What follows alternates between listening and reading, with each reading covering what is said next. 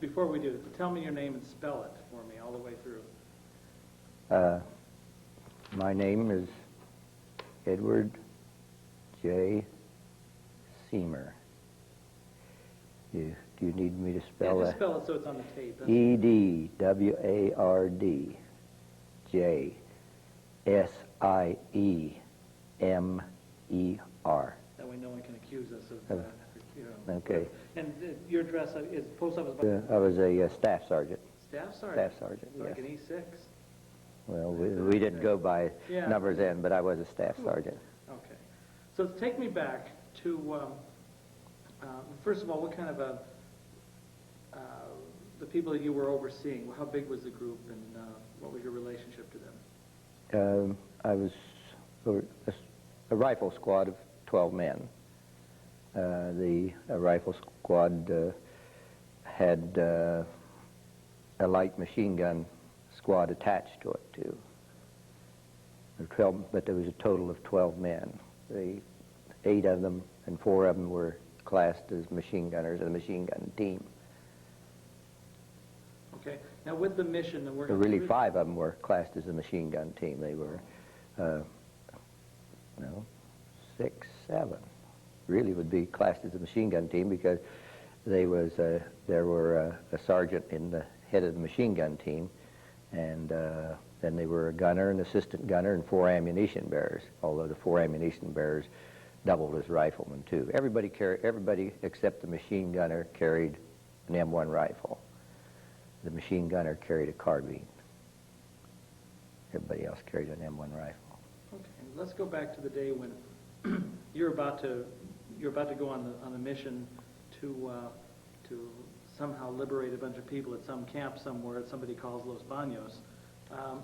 Tell me what you remember at the time, you knowing that your responsibility was going to be with regard to the crew you were taking along. Well,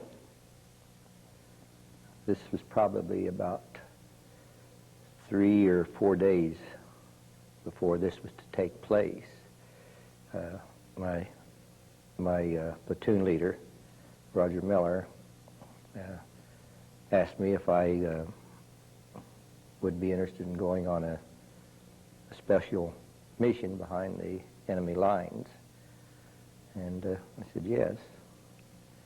And so that evening, or the afternoon, we got in the truck. He was with us, and then another sergeant was with him. They were a buck sergeant with me and a Filipino that had been fighting with us. I can't remember his name. We called him Charlie, but he had been a member of the Philippine Army before that.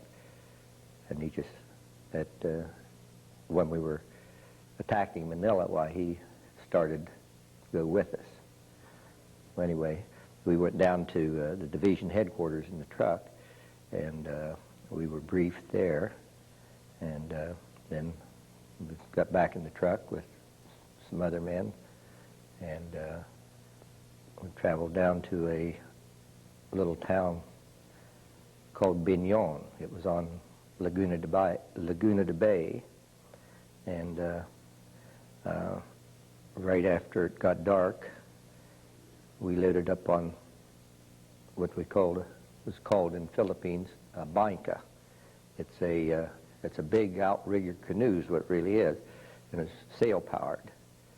And it was about, I'd say 1,000 pound or a little over 1,000 pound of supplies, mainly ammunition,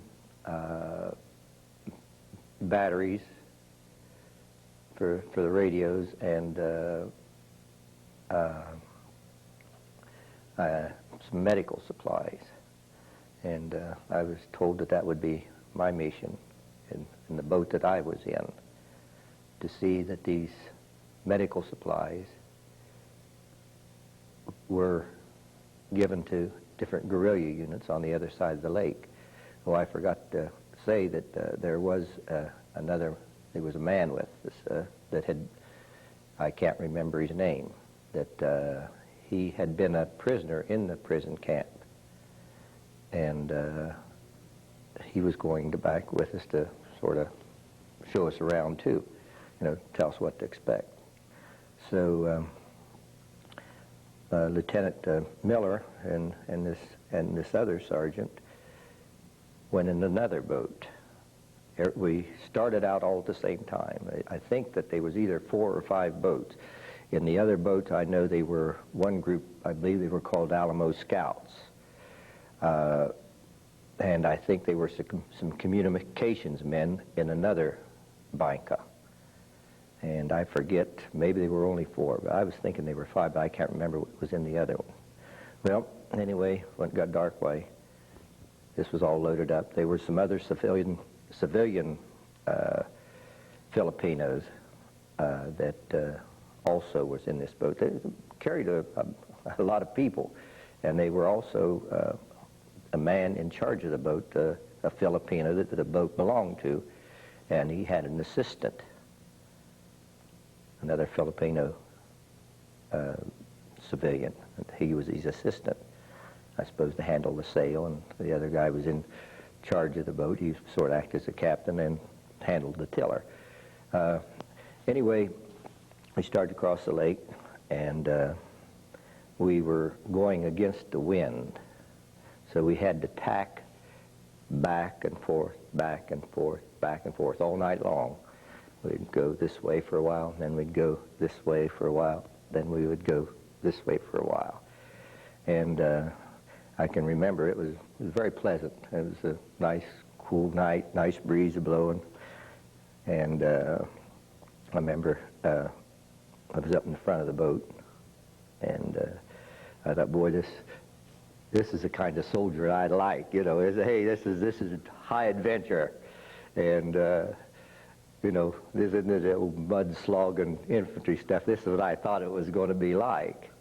And as we was going across, we could see different places burning, be a light in the sky, and, the Filipinos would say that, that's such and such a town, and that's such and such a town that's burning. Because there were a lot of towns around Laguna de Bay. Anyway, all night long, back and forth, and it got daylight. It started to turn daylight. We were still out there.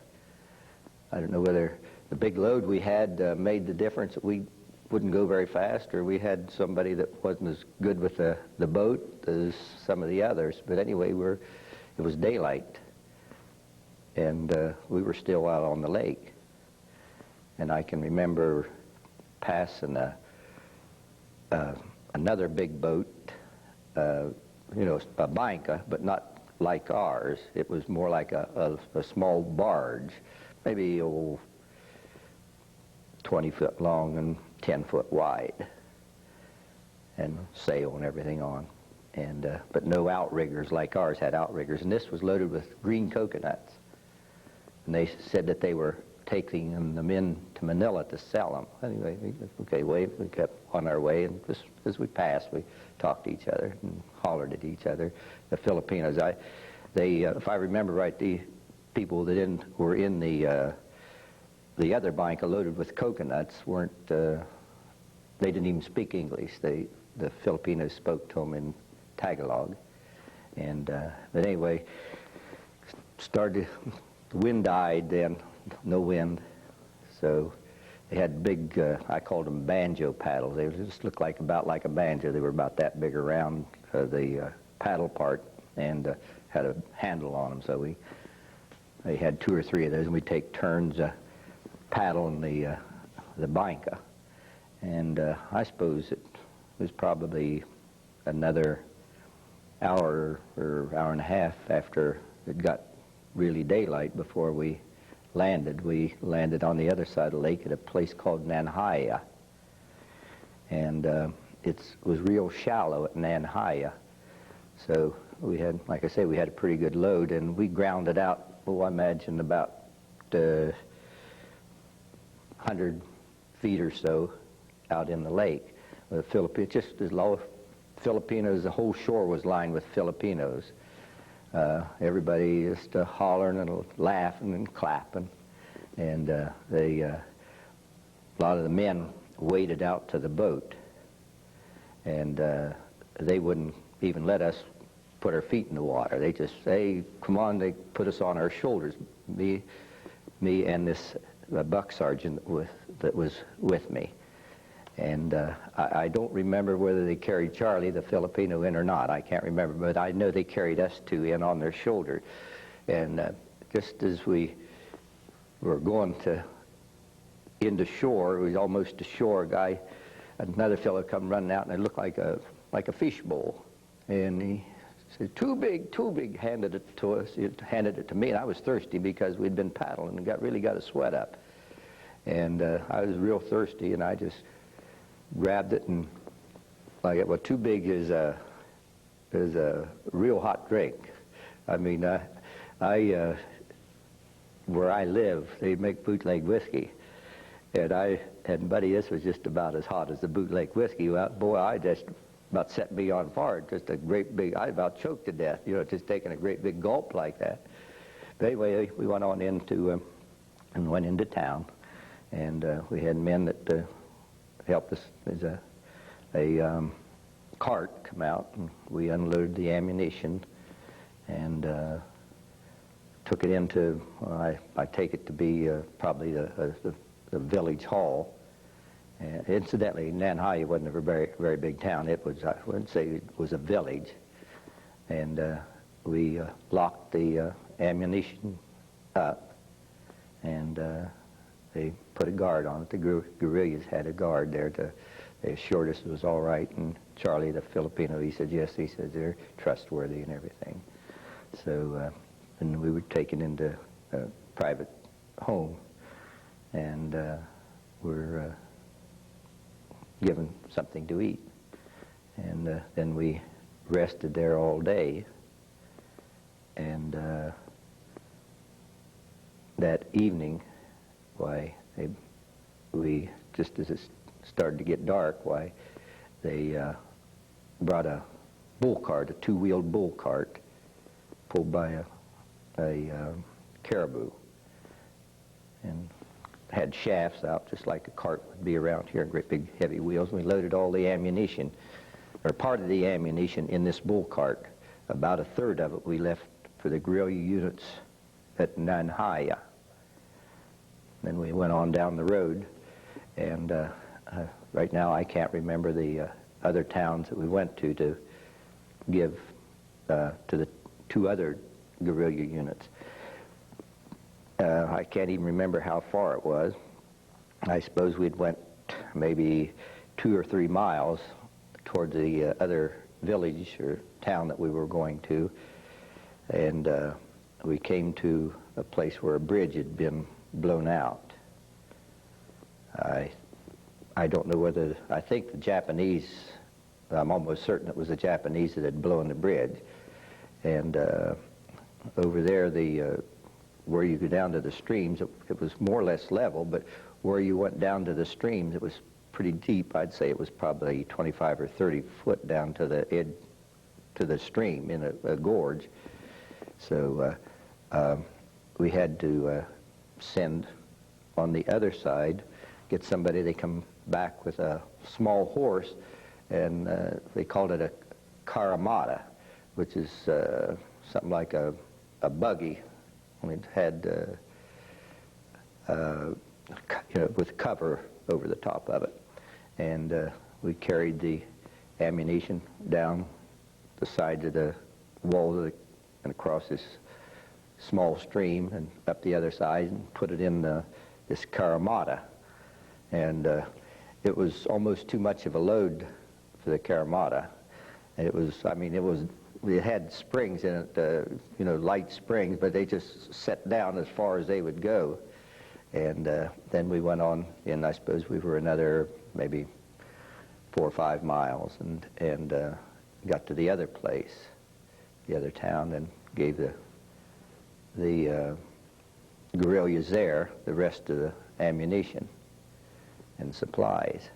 And then we returned back the way we came back to Nanhai. I was supposed to meet Lieutenant Miller in and this, I think his name was Turner, Sergeant Turner, there at this,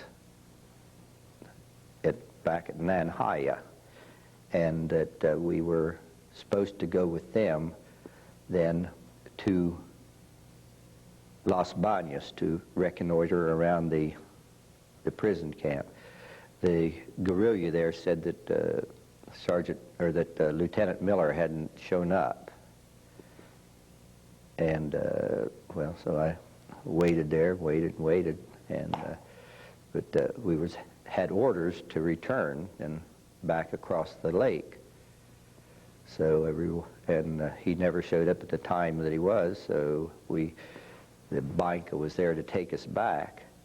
So I suppose this was probably 2 or 3 o'clock in the morning. So we loaded back up onto the Banca and returned back across the lake to Biñón. And we were sailing with the wind, and it just took a very short time, I don't suppose more than an hour or so, maybe 2 at the very most, to get back across to Biñón. And while we were there, we went to the mayor's house. I believe he was even called the mayor there.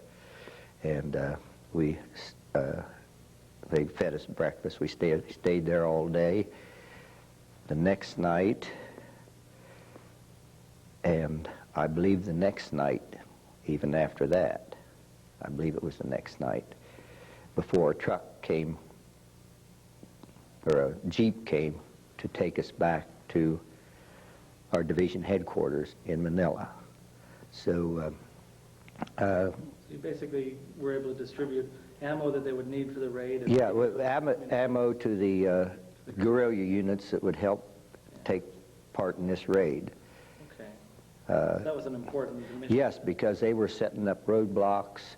They were putting blocking actions at trails in the hills, and some of them even to surround the prison camp at Los Baños. Okay. I want to fast forward us to the actual mission now.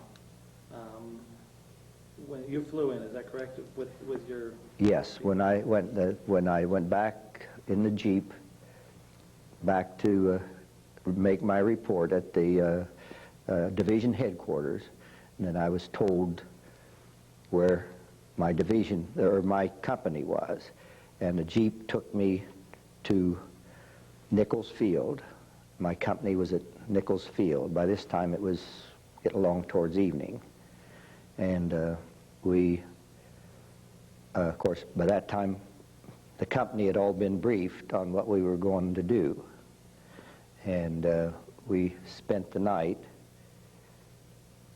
under the wings of our planes. The C-47s were there on the field. We slept around the planes that night. I remember writing a letter to my mother. At time, that was the first time I'd had a chance to write a letter since we'd jumped on Tagatai Ridge. And a man that was a crew chief, I believe he was a crew chief on the plane that we were to go in, said that he would take a letter and mail it. So I wrote just a 1-page letter to my parents and gave it to him. And we slept there that night and got up real early in the morning. I suppose we ate, but I can't remember. And took off and went across Laguna de Bay. Well, I suppose we were probably about maybe 100, 150 foot off the water all the way across Laguna de Bay. When we came to the shore, they zoomed up. I suppose they got up about 450, 500 feet and throttled down, and we jumped over this field alongside of the Los Baños Prison Camp. And I remember checking my chute to see when it opened. I didn't blow any panels or anything. I looked up and I heard somebody hollering, "Hey, Siemer! Hey, Siemer!" And here was a a little Filipino boy that had jumped with us. And he just reminded me of a little rag doll, just hanging in his harness, just swinging back and forth, swinging back and forth. He swung right over my canopy. I stole the air out of his chute when he swung over me, and he just walked right over the top of my chute. He looked like he was sinking in about up these hips, walked over my chute, fell off the other side, and of course I grabbed my risers on my right side then and clumb them as fast as I could so I would slide off the other way, and the air caught his chute again. He went this way, I went that way, and I didn't see him until we got on the ground again. But by that time, I remember I had a hard time. They were a power line there, a high tension line. I don't suppose there was any electric on it, but I remember having to slip to get away from it, and also then there was a railroad track, and I'm trying to make a decision right quick whether to try to dump between the railroad tracks and the high tension line, or try to clear the railroad tracks and the telephone lines that were on the other side of the railroad.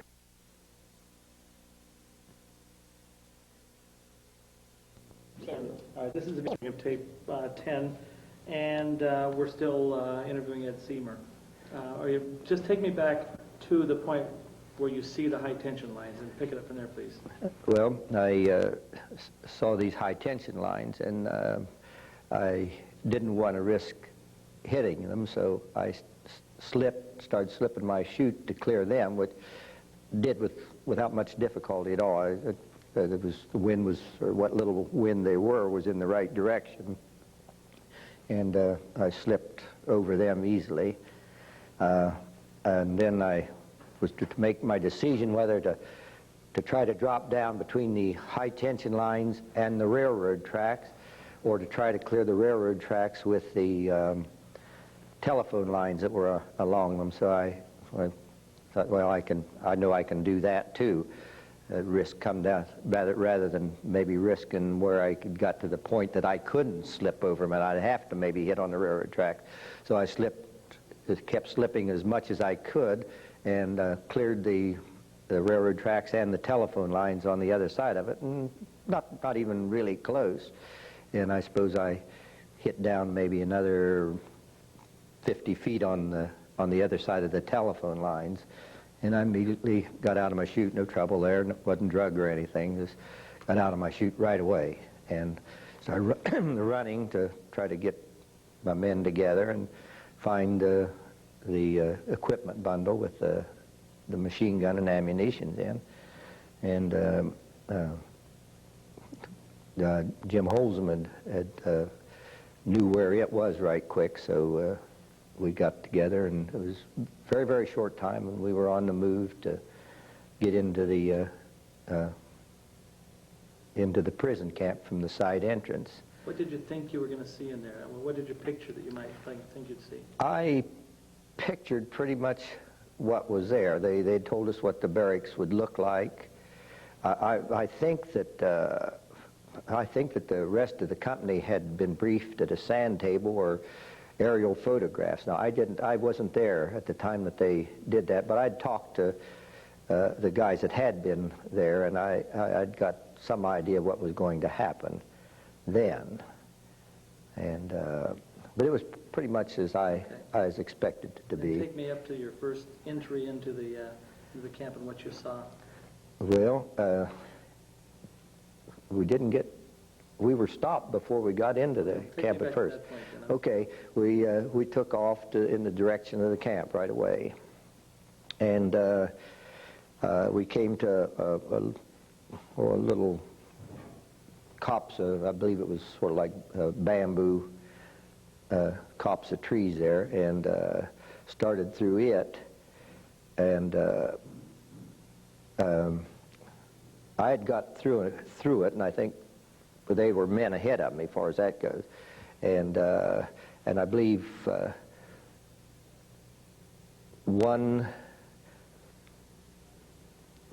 guy, the machine gunner who would be carrying the tripod also got, and maybe one or two other men of my squad got passed through this copse of trees to the other side of where the path was, and a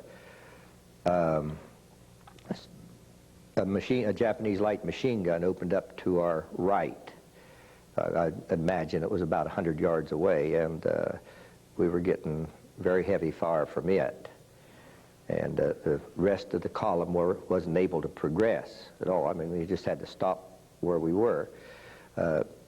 Started to set up a line of fire of a man by the name of John Blancett was carrying a BAR. I think, I forget whether John had stole it or traded for it or bought it, because we weren't issued BARs as part of our equipment, but he carried one. He had one. Anyway, he opened up with his BAR on the Japanese machine gun. And a few riflemen had also started to fire in the direction of that machine gun. At this time, we couldn't see the machine gun. We just were going on about where we thought it was. And I suppose John probably emptied I'd say 2 magazines of ammunition, and probably the riflemen had all had emptied their 8-shot clip 1 or 2 times, and the Japanese machine gun stopped firing. What happened to it, I don't know. Then, but in the meantime, while this firefight was still going on, why, some of the other guys then had went down in a defilated position and come up around where we were getting this grazing fire from the Japanese machine gun, and went around and just took off for the side of the prison camp. And we went into the side gate. People were... Okay, now we're there finally. It took us a long time to get there. Now I want you to really give me that moment when you got to the gate, and now that description is really important to me. Okay, about the time we got the front gate, or the side gate, why, or shortly after, why, we could hear the front gate. The rest of the battalion was coming in on these Amtraks, armored, I think they were called Buffaloes. They were an armored tank that were an amphibious tank is what they were. But anyway, there were a lot of people there. I mean, they were very glad to see us. And we just went through asking if you need help, anything that we can do. Do you know where any Japs are? Where can we find them? Just all kinds of different questions, you know, just what had come to you right away. And, you know, asking names. They were asking us who we were, and names and things like that. And I can't remember too much other than that. That's just, we set up our guns and in the most likely places where we would, you know, get a counterattack from. I remember they were still some firing, particularly in the hills around there. There was still a good bit of firing going on, and I think there were some firing going on right at the edges of the camp yet. Even I don't know who was firing. I don't think it was. Stick with what you were doing, though. Ourselves, we weren't firing anymore. I never. All the time I was in the camp, after we got to the camp, I never fired my gun at all. I'm going to get you back, because here's what I'm really after. You're walking up to these these internees for the first time. Maybe we can try this. Pretend that your mind has a Polaroid camera, and you snapped a picture if there would have been one, and you're holding it in your hand. Try to the best of your ability to describe the scene of the people, what they're wearing, anything at all that you can recall, even if you can't recall a lot. Describe it. Really, I was surprised at of course, these were the people that come out to greet us, you know, come out and to greet us and everything. I was surprised that they didn't look worse than they did. Really, I was surprised that they didn't look worse than they did. But especially the children, There's a lot of children. You know, I love children, and they, you know, look fairly healthy, the children. Of course, I suppose the mothers and fathers seen to that probably maybe some of them would do without to give to the children. But now their clothes, they weren't exactly in tatters or anything. They looked in pretty fair condition concerning what I had expected that they would be like. And I can remember just, you know, talking to different ones and asking. Can you remember one thing that one person ran up to you and said that you'll never forget? Talk to me about that.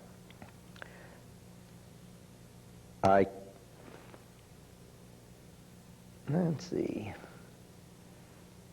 No, I really can't. I really can't. Good with that. I really can't. Now, would the next the step be, and were you involved in? I'm running out of tape time, so I want to be careful that I get the important stuff.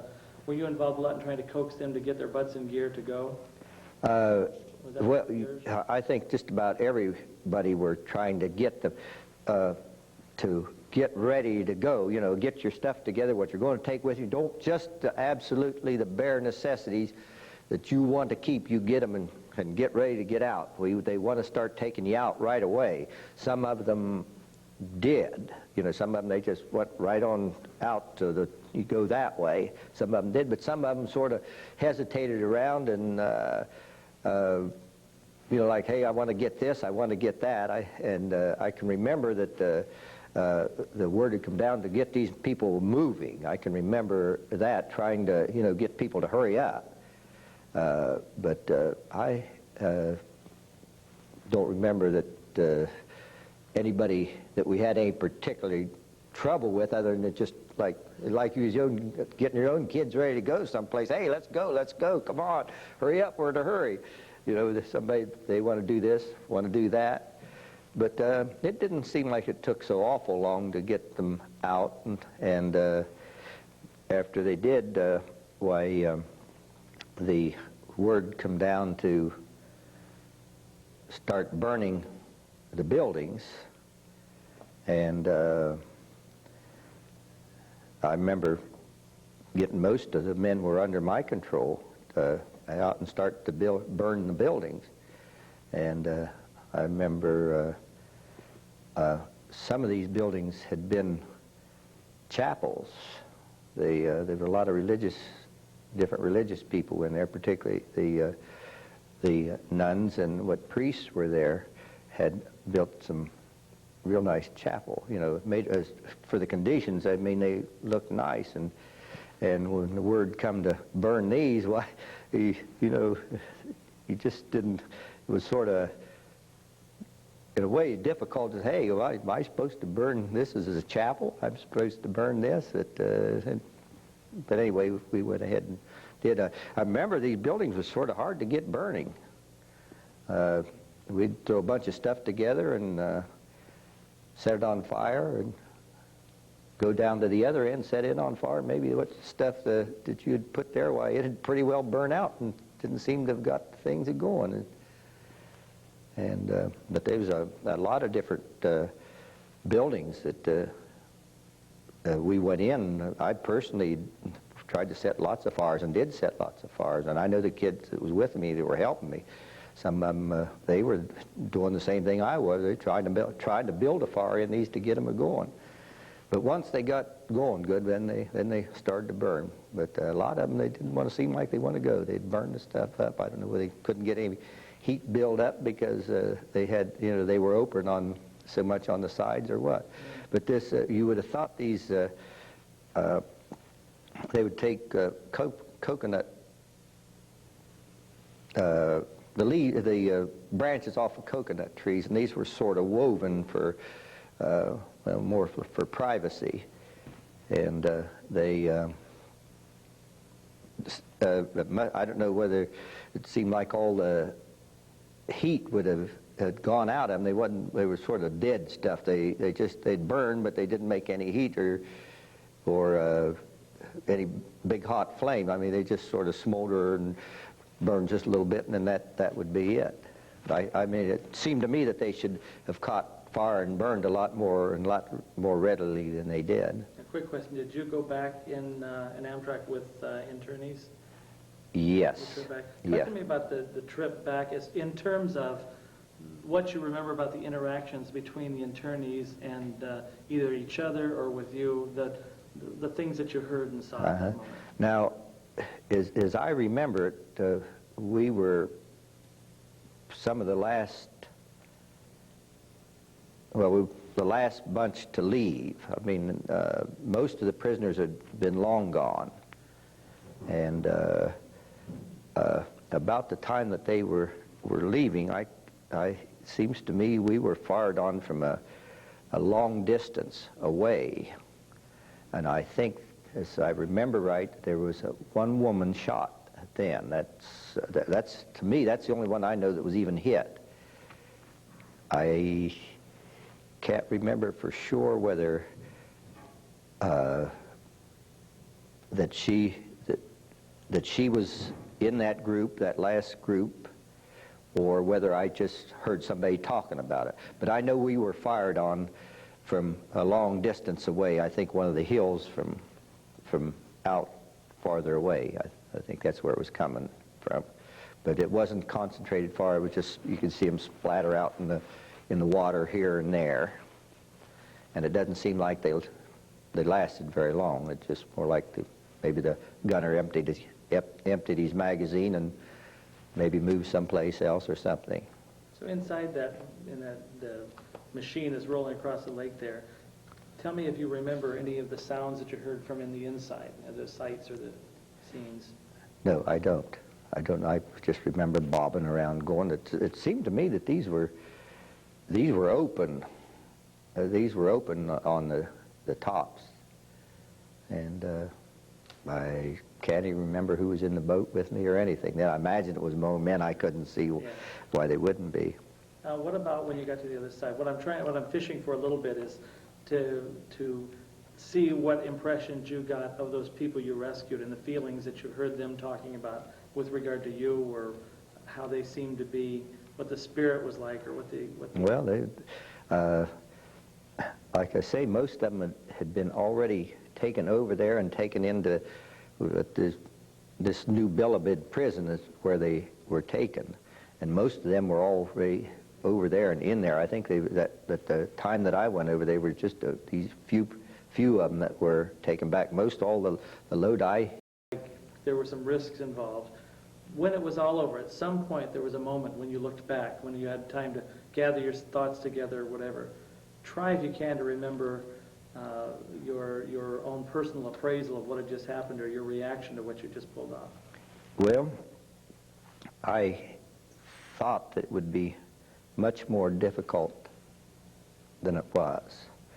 I couldn't hardly imagine getting that many people out, and right from under the noses of a lot of Japanese troops. There were a lot of Japanese troops in that area, or at least the intelligence that I had gathered from the guerrillas that I had talked to. And incidentally, I was also to interview the different guerrillas that I contacted. Of course, to the accuracy, I mean, it's just like you talking to me or you talking to some of these other people. Everybody's got a different opinion, you know.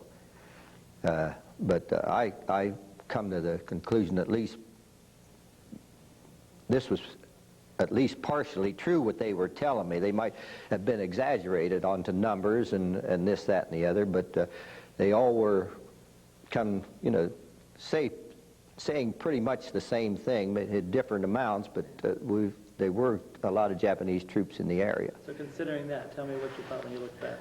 Well, like I say, everything went off beautiful. I just couldn't hardly believe that it happened that easily.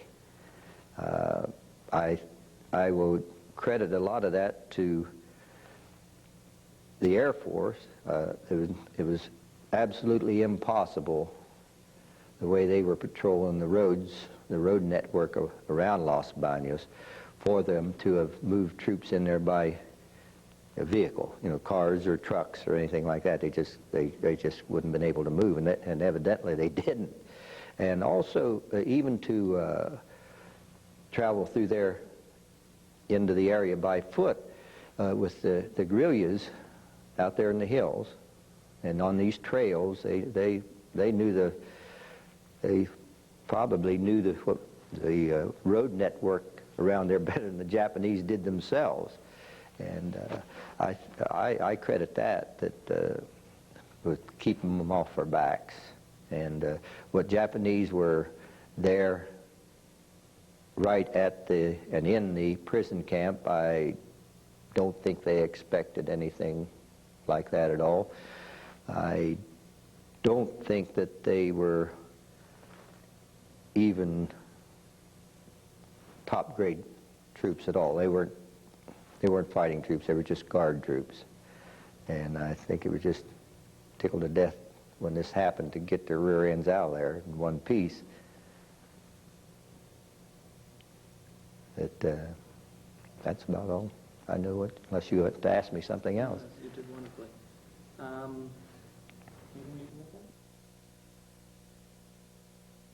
Before the order was given. Okay, so we just want a little bit of the background, and then we'll get to the point where you actually took this step. Okay. So John, if you could say your full name for me again and spell it, please. John M. Ringler, R-I-N-G-L-E-R. Okay, and could you tell me your complete address? 337 Tuxford, T-U-X-F-O-R-D, Place. Mm-hmm. And that is? Fayetteville, North Carolina. And the zip on that? 28303.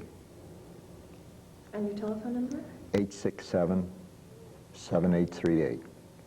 And that's in the area code? Area code 919. Okay. Those were the tough questions. Now they get easier.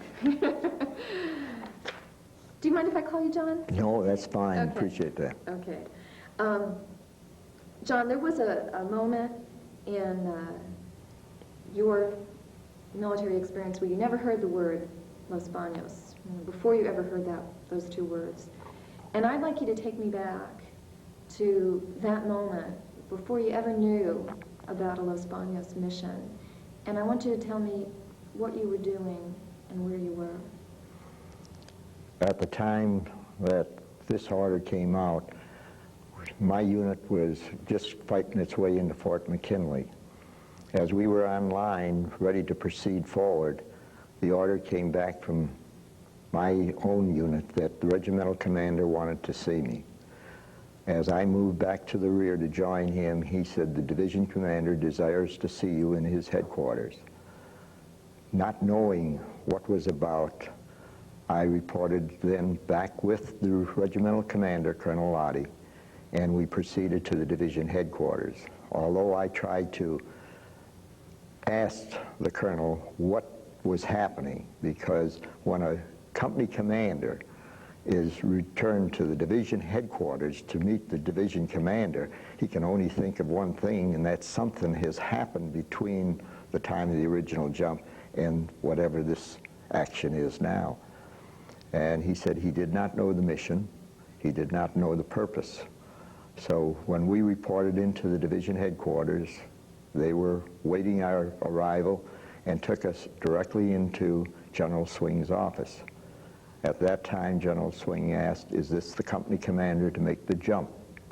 I still did not know what it was until he said, "You are going to jump on Los Baños for the return or the capture, or I should say capture, the release of the internees that is at that prison camp." He said, "Do you have any questions?" And I said, "No, sir." And at that time, the G2, G3 of the division took me out, and then we sat down and started to review all the plans, and that I could develop my own jump